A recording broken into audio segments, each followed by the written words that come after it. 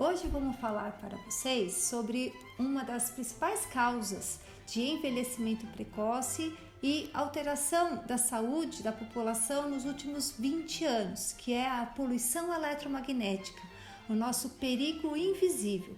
Então, o que seria essa poluição eletromagnética? Seria o efeito das ondas de rádio, de Wi-Fi, de televisão, micro-ondas, celular, computador sobre a nossa saúde, principalmente sobre os nossos elétrons. Então, o nosso corpo ele é formado por milhares e milhares de prótons, nêutrons e elétrons, de átomos. Se nós somos geneticamente suscetíveis, essa mesma radiação eletromagnética, ela vai lá e rouba nossos elétrons, enferruja o nosso corpo. Agora, se nós somos geneticamente mais resistentes, essa mesma poluição eletromagnética, ela não consegue roubar os nossos elétrons do nosso corpo e não causa estresse oxidativo, ou seja, poluição eletromagnética faz mal para todo mundo da mesma maneira? Não, depende de uma individualidade metabólica e da característica genética. Existem pessoas geneticamente mais suscetíveis e pessoas geneticamente mais resistentes. Então, hoje existem testes epigenéticos que conseguem detectar se o paciente é geneticamente mais suscetível à poluição eletromagnética ou à radiação ou mais resistente. Qual seria o ideal? Nós sermos mais resistentes, ou seja, quando nós captarmos esse tipo de radiação que causa calor, nós sermos um meio condutível e a radiação aterrar. Então, uma das técnicas de diminuir a captação de poluição eletromagnética é estar eletricamente estável, tá?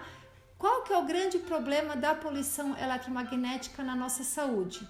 As ondas eletromagnéticas, elas são monótonas, elas são coerentes, é o mesmo comprimento de onda ao mesmo tempo, durante todo o tempo. Então, um comprimento de onda de rádio sempre vai ser naquela frequência, micro-ondas, infravermelho, é uma onda monótona, sempre o mesmo comprimento de onda, sempre a mesma frequência.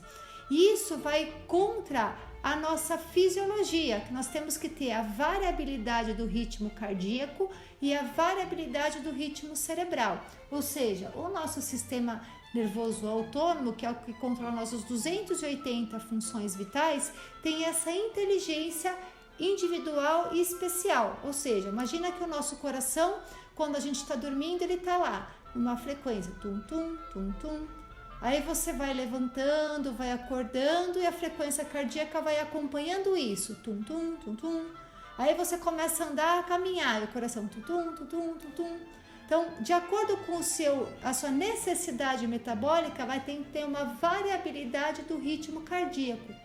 Isso também deve acontecer com a variabilidade do ritmo cerebral. Então, por exemplo, quando a gente está acordado, a gente tem a onda beta, que é uma onda elétrica mais acentuada.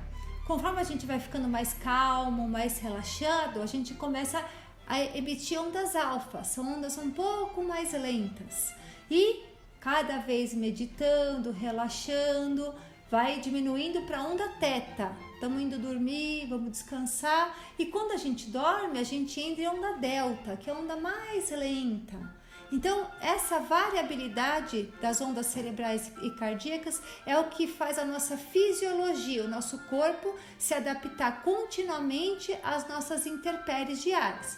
Se nós estamos rodeados por uma antena de celular, por um micro-ondas, estamos colocando o celular para carregar do lado da cama, à noite, o nosso sistema nervoso autônomo, principalmente nossa pineal, nossa suprarrenal, diminui o funcionamento. A gente entra no nosso chamado metabolismo basal e o nosso corpo se torna mais suscetível a essas poluições eletromagnéticas. E esse conflito entre as ondas monótonas do micro-ondas, do celular, do computador, da rede Wi-Fi, com a nossa variabilidade do ritmo cardíaco e cerebral, é que vai gerar as incoerências, os nossos estresses oxidativos, que vai aumentar a taxa de metabolismo basal no momento em que o seu corpo deveria estar em repouso, ou seja, a gente perde essa coerência cardíaca.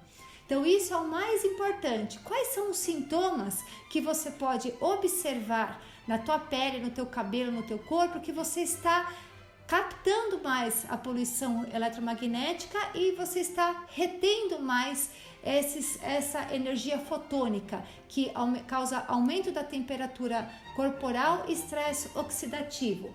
Um dos sintomas clássicos seria o aumento da eletricidade estática dos fios de cabelo.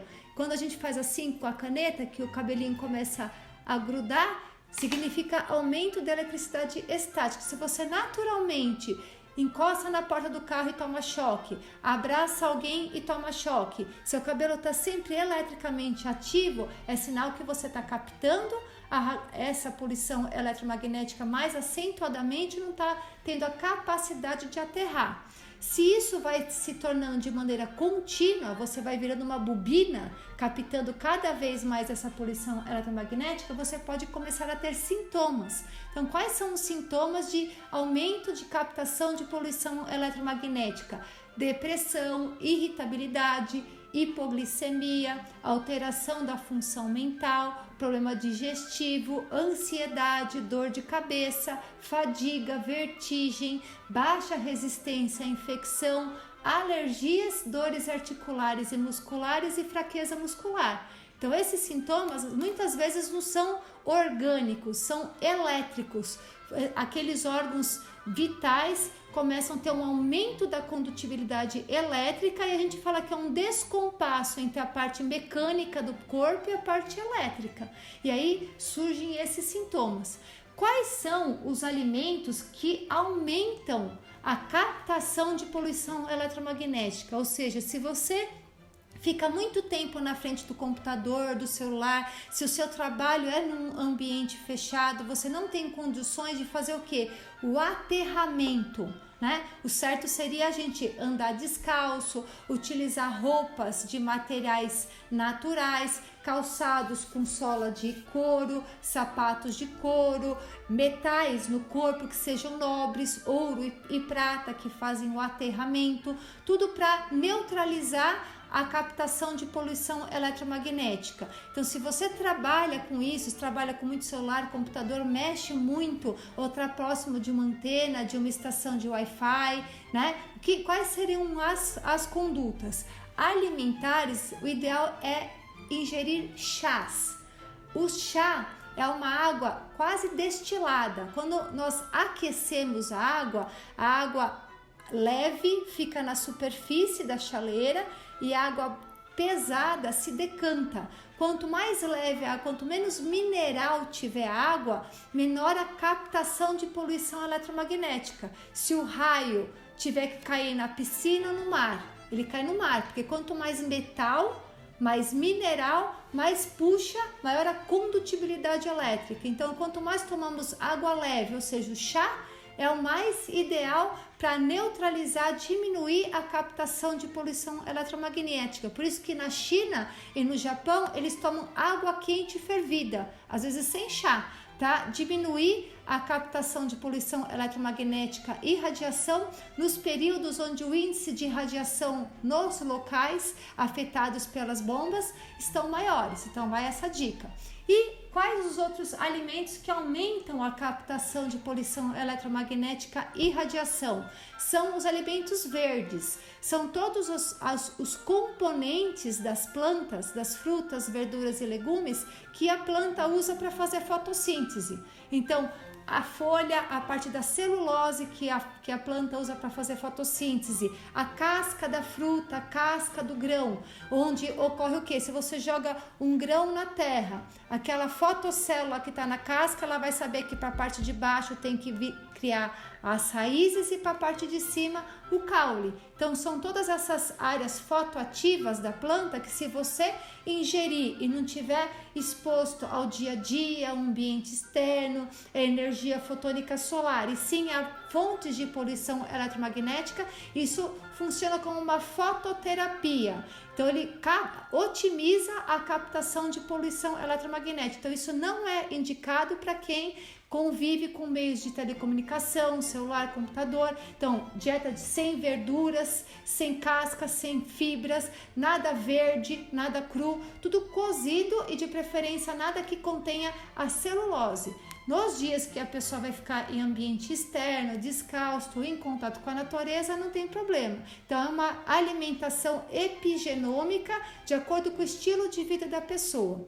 E, além disso, tomar cuidado também com o estilo de vida. Então, se você, por exemplo, tem uma predisposição genética maior à poluição eletromagnética, vive num ambiente isolado do meio exterior, então mora num apartamento, aí acorda de manhã, já liga a televisão, vai mexer no celular, desce de elevador, vai até a garagem, pega o seu veículo, não pisa no chão, vai direto, pega a estrada, vai para o trabalho, sobe o elevador, desce, depois vai lá para a academia, desce, sobe no prédio, ou seja, não tem o aterramento. Então você vai captando cada vez mais essa poluição eletromagnética e se torna mais suscetível a esses efeitos colaterais. O que você pode fazer então para diminuir isso?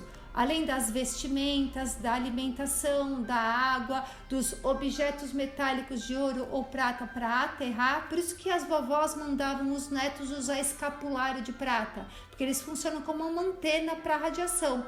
Então, se você usar uma correntinha de prata, um anel de prata, o fato de ficar próximo da fonte eletromagnética vai oxidar o metal e não o seu timo, não a sua suprarrenal, não a sua pineal. E outra dica é tomar alguns minutinhos de sol nas palmas das mãos antes de mexer nos aparelhos eletrônicos. A nossa célula é formada pelo material genético que contém cromossomas. Cromo, luz, somas, seres. Nós somos seres de luz. Então, o nosso DNA são fotocélulas e a nossa placa fotovoltaica é as nossas palmas das mãos e as plantas dos pés, onde tem a lâmina lúcida, que é a única parte do corpo que tem esse tipo de célula que otimiza a captação de luz, de energia fotônica. Então, tomar alguns minutinhos de sol nas palmas das mãos, nas plantas dos pés, antes de mexer nos aparelhos eletrônicos, aumenta a captação intracelular de energia fotônica solar e você não consegue encher uma xícara cheia. Então, na hora que você vai entrar na frente do celular, do computador, com a célula sua já abastecida de energia fotônica solar, você diminui a sua captação de poluição eletromagnética. Então, vai a dica aí de níveis ótimos de saúde, energia e alta performance. Até mais!